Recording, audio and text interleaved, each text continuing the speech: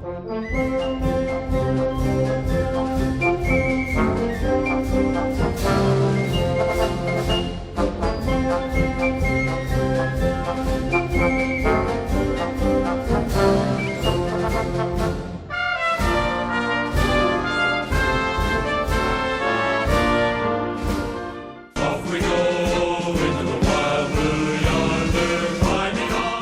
went in March of '41, and then December the 7th came along. We took off from England, Bassingbourn.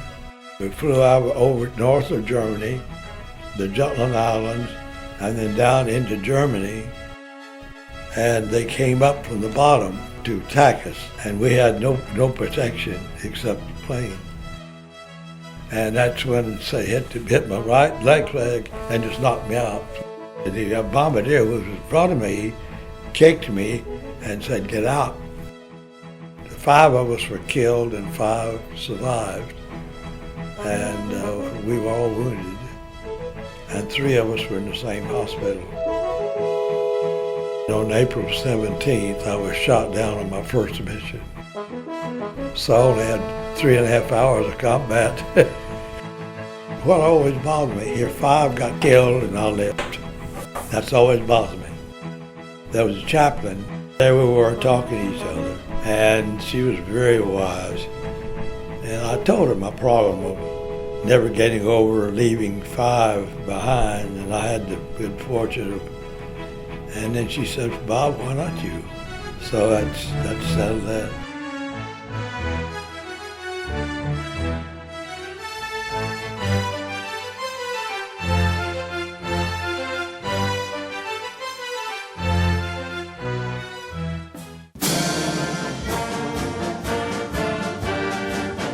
Well, I started out as an enlisted man in 1942, and it was in my 2nd year of Duke. And I had to wait for them to call me up. They called you when they needed you. But they put us through rigorous training at Duke under slave drivers. Judo, boxing, swimming, running, track, leaping over 6-foot walls, and just to the point of exhaustion. And nobody collapsed, but it was close. We were destined to Bora Bora in the Society Islands, mid-Pacific. Fantastic experience. We were in motion most of the time on crazy assignments. Of course, the danger that was there all the time and the anticipation. You never warned of anything ahead of time. Everything was so secret. It was brutal on the Solomons, where the Japanese sunk so many of our great ships. We got beat up so terribly that by the time we got to to Luzon, Lady Gulf, and limped into the harbor, we needed every help we could get because the motors had gone out. They'd shorted out all over. The water was in the bilge. It wouldn't pump out, clogged, all kinds of troubles. It took us several days of repair work there and got to back into action. There was any weather, you were right there. We were there for a purpose. We were there for the duration. I think I appreciate the Navy every day of my years since.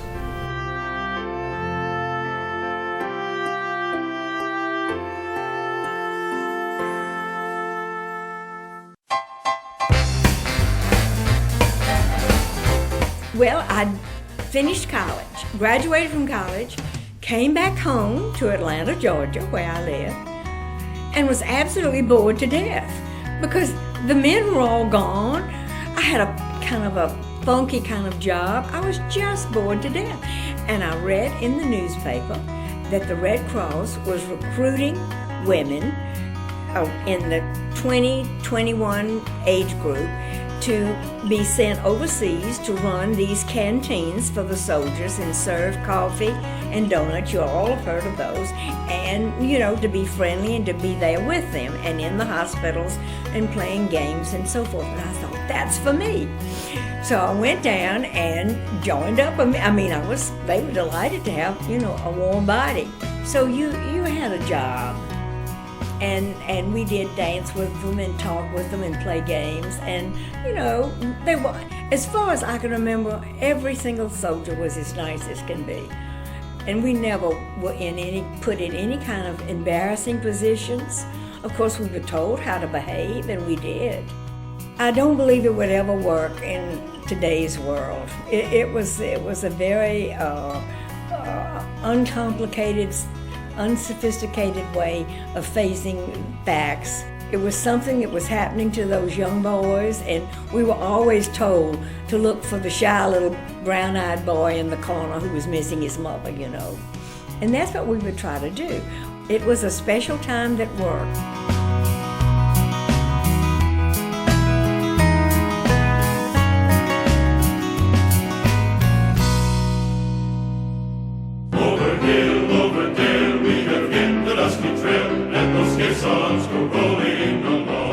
Commanding General Eisenhower, appointed me as I guess you might say, a committee of one to do the job. This was on the Remagen Bridge. The Remagen Bridge, I never saw anything like it.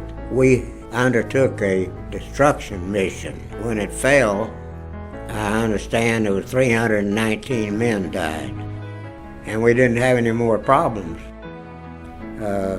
It didn't take long. I became a colonel in the field artillery.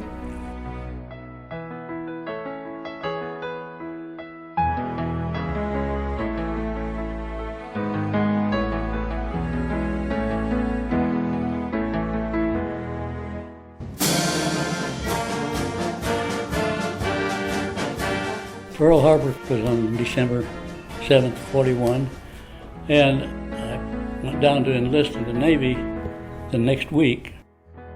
I graduated from flying school the 1st of October of 43.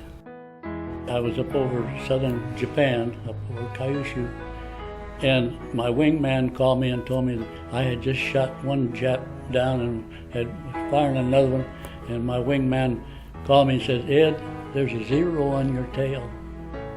I said, "Get him." With that, of course, I rolled over and went straight down. That P-47, you can be 500 miles an hour in just a couple of seconds. And so I knew I could outrun him. So pretty soon, my wingman called and he says, I got him. I said, "That's a good boy." I mean, everybody had a part to do, and so it just, you didn't think about what you were doing. You went ahead and did it. I mean, just like that. I wish everybody felt that way nowadays, but they don't.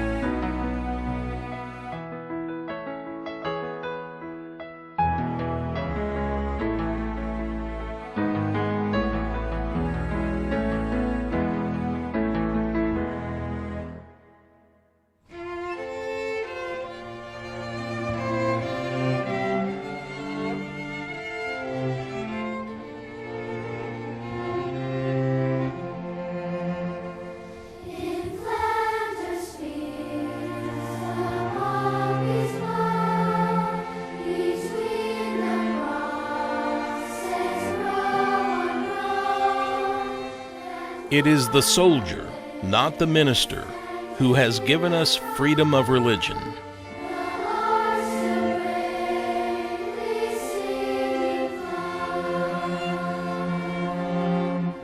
It is the soldier, not the reporter, who has given us freedom of the press.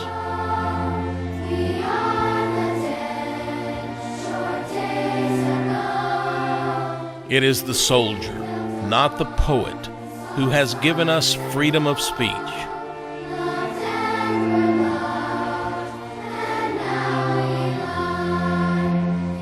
It is the soldier, not the campus organizer, who has given us freedom to protest.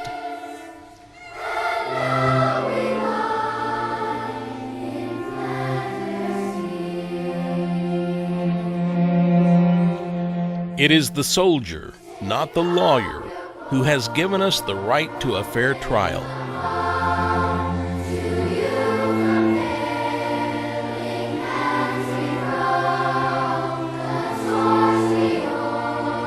It is the soldier, not the politician, who has given us the right to vote.